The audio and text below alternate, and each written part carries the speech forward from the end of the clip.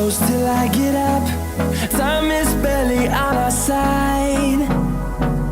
I don't wanna waste what's left. The storms we chase are leading us, and love is all we'll ever trust.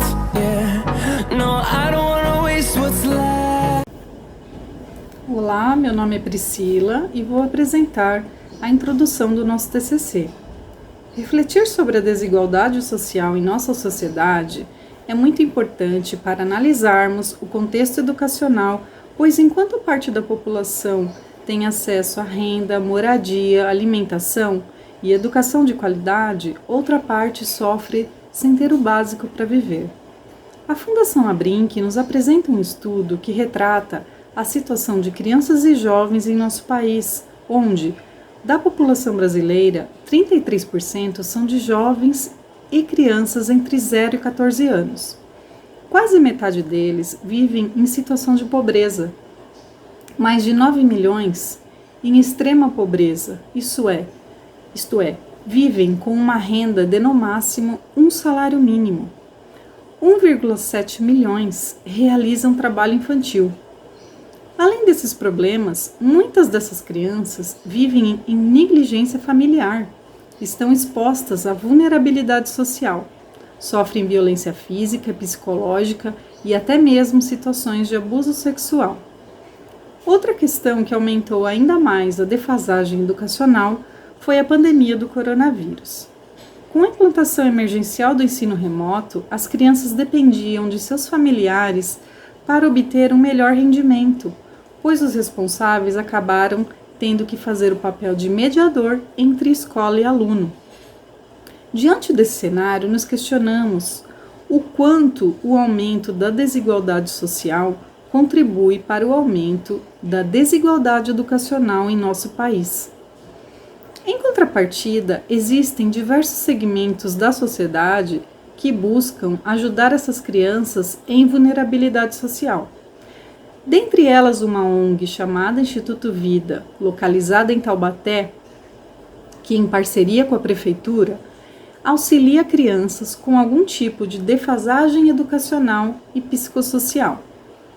Uma das integrantes do nosso trabalho, que faz estágio no Instituto Vida, elaborou um produto educacional que foi inspirado nos traços iniciais da escrita, e após um período de testes, a diretoria do Instituto aprovou a utilização desse produto, dados os bons resultados obtidos.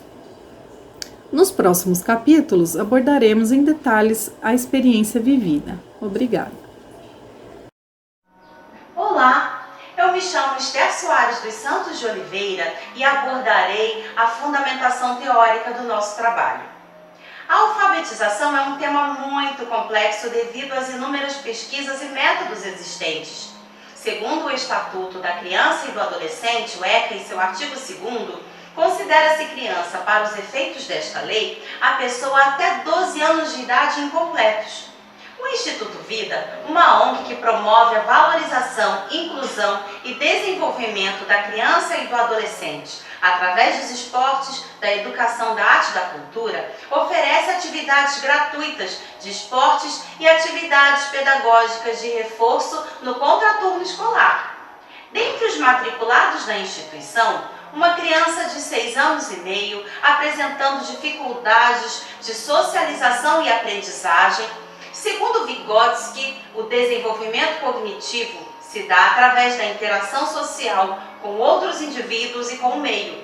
Para tanto, será observado na criança o que ela consegue fazer sozinha, o que Vygotsky chama de zona de desenvolvimento real, e o que ela consegue fazer com o auxílio de outra pessoa, que o autor chama de zona de desenvolvimento potencial. E a zona de desenvolvimento proximal para Vygotsky define aquelas funções que ainda não amadureceram, mas estão em processo de maturação. Funções que amadurecerão mais cedo ou mais tarde, mas que estão em estado embrionário.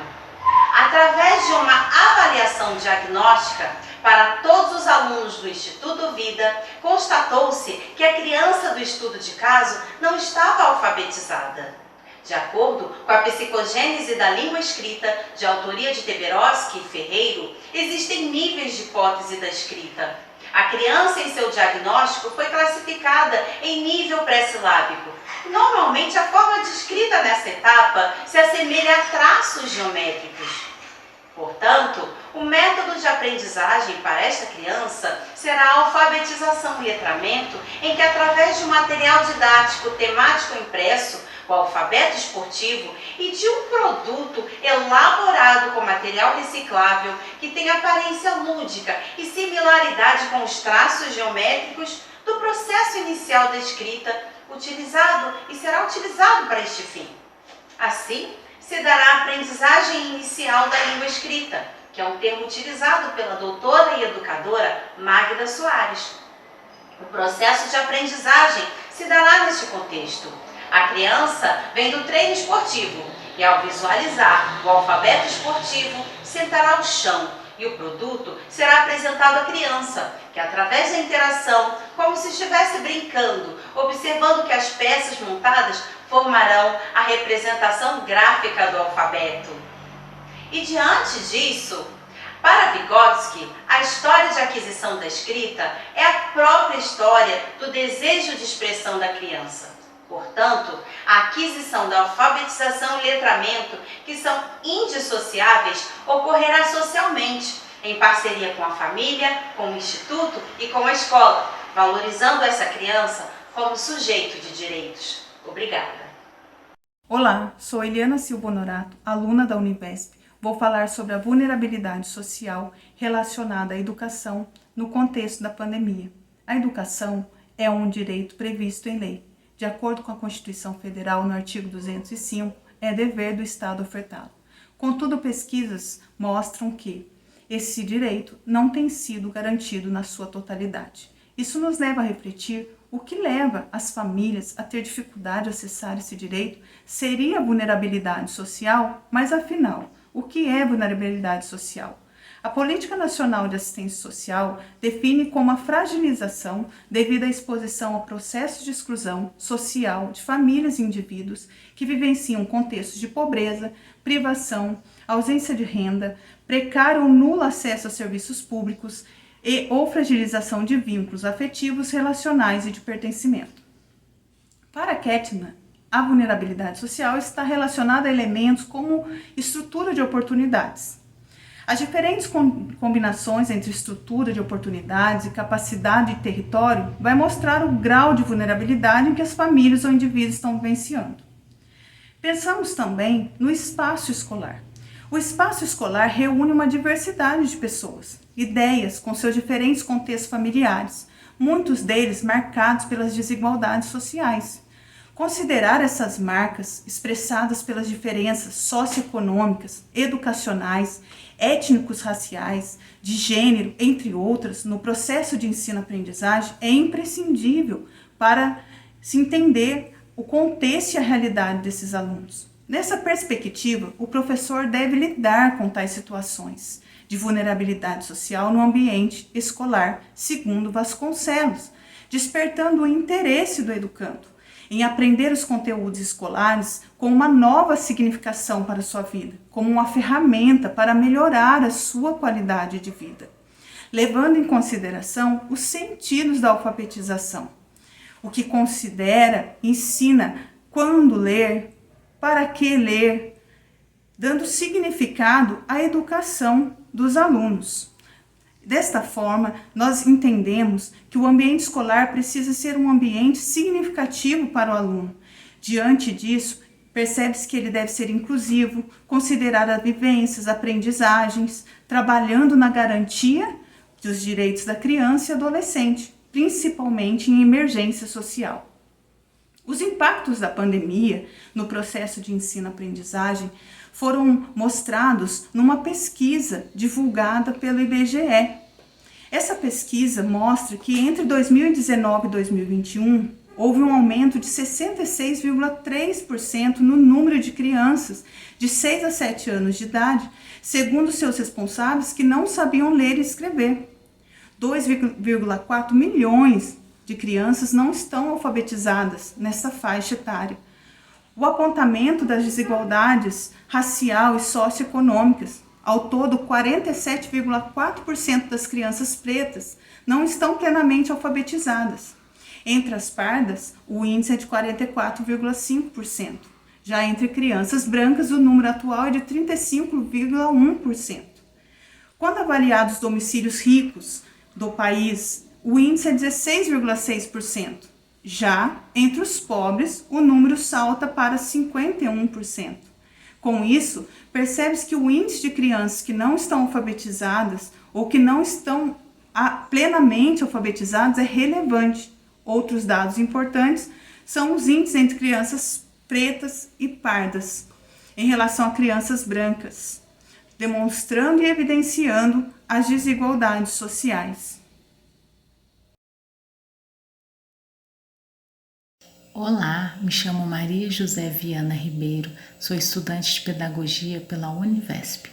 Estou aqui para falar um pouquinho da ONG, chamada de Instituto de Valorização, Inclusão e Desenvolvimento da Criança e do Adolescente, Instituto Vida, localizada na cidade de Taubaté, São Paulo, e com a parceria da Prefeitura, oferece a alunos da escola próxima à comunidade uma ajuda educacional e social com esportes, artes e cultura a fim de combater a evasão escolar.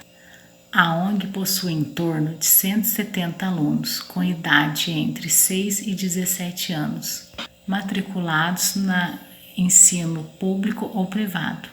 E as atividades realizadas pelo Instituto Vida é em horário de contraturno escolar.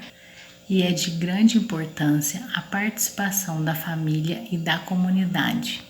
E com essa parceria é alcançado o objetivo do Instituto Vida, que é evitar a defasagem escolar dos alunos. Olá, meu nome é Adriana Belfort Melo e hoje estou aqui para falar sobre análise de dados do nosso TCC. A abordagem da pesquisa é qualitativa, ou seja, estuda os aspectos relacionados ao comportamento humano e aspectos subjetivos de fenômenos sociais. Portanto, configuram dados dessa pesquisa observações, registros de diários de campo, documentos, fotos e relatos das pessoas envolvidas no processo.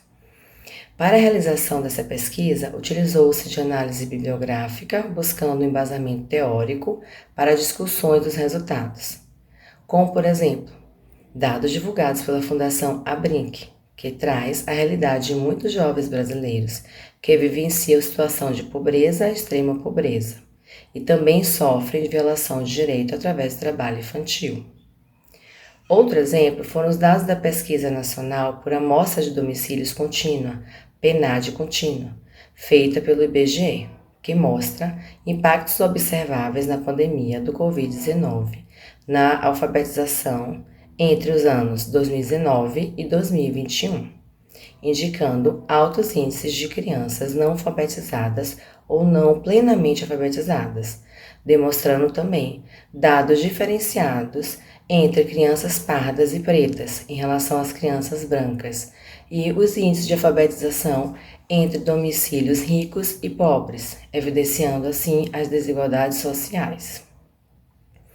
Foi empregado nesta pesquisa o método de estudo de caso, que permitiu observar o processo de ensino-aprendizagem de uma criança de 6 anos e meio de idade, que está cursando o primeiro ano do Ensino Fundamental 1, que apresentou déficit de aprendizagem. Tal criança vive situação de vulnerabilidade social e violação de direito no contexto familiar, uso de substâncias psicoativas por parte dos genitores, falta de cuidados básicos, maus tratos e negligência. Mediante tal situação, foi sugerido pela estagiária, que é um dos integrantes do nosso grupo, a aplicação de um produto pedagógico por ela elaborado e que já foi aplicado em outro estágio. Este material foi aprovado pela equipe pedagógica e aplicado pela professora de reforço escolar do Instituto.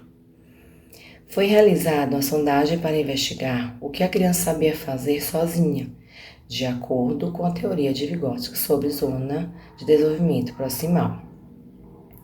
Comprovou-se que a criança estava no nível pré-silábico e, com o tempo, a criança evoluiu de nível de aprendizagem na escrita e o de valor sonoro. Olá, meu nome é Jaqueline e sou do Polo de José Bonifácio. Após a análise dos resultados, foi possível observar a evolução da criança em questão, onde após o uso do alfabeto esportivo, passou a reconhecer as letras do próprio nome, do instituto, da família e de alguns colegas, o que mostra que a ferramenta realmente funciona. Para Magda Soares, alfabetização e letramento devem andar sempre juntos, já que uma complementa a outra nessa execução de tarefa. Ao ver o alfabeto, a criança automaticamente percebeu que as peças formavam letras e que essas letras formam palavras. Dessa forma, observa-se que é possível garantir à criança, apesar da vulnerabilidade social e da sua violação de direito, através das ferramentas corretas, o sucesso na alfabetização e aprendizado.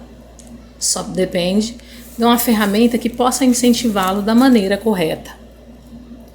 Sugere-se ainda que mais ferramentas sejam desenvolvidas a fim de garantir a outras crianças a oportunidade de aprender de uma forma lúdica e interessante, pois através da coleta de dados, de entrevistas e dos resultados obtidos, observamos que a criança, no local correto, através dos esportes, através do incentivo, pode sim se desenvolver, já que esse é um direito garantido pela Constituição.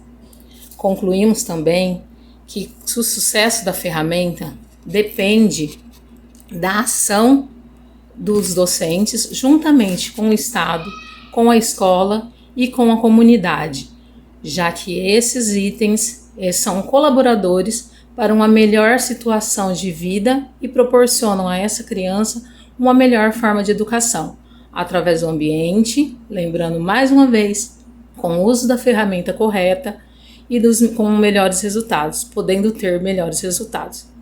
Como você vai fazer o W? Olha que interessante, tá muito bonito. O X, como é que vai ficar? Mas que X perfeito! Tá maravilhoso. Vamos ver como como é o Y. O Y do Luiz. Ai, que Y lindo! Vamos ver como vai ficar o seu Z. Que Z mais lindo! Maravilhoso o seu alfabeto. Eu tô filmando aqui que eu vou mostrar para as tias do nosso projeto, lá do nosso TCC da faculdade.